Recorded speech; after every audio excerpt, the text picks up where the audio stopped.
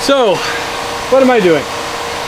I'm putting cardboard on top of the car, and I'm going to put a moving blanket on it, and then I'm going to put the car cover on it in case it hails.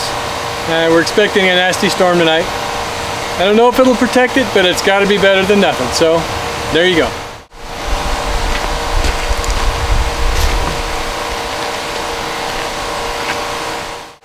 They say that hail could be 2 inches. And friends of ours had some baseball-sized hail fall in Oklahoma when they were there a couple of weeks ago. And so I don't want my car dented.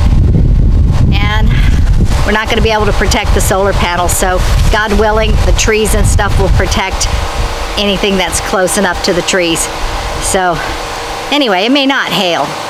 But they also said possibility of tornadoes too, because there's low cold pressure in the east, low and cold pressures coming from the west, and there's a bubble stuck in the middle.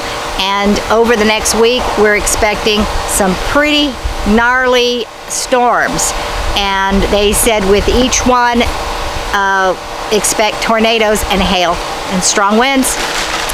So we are expecting it. We're preparing.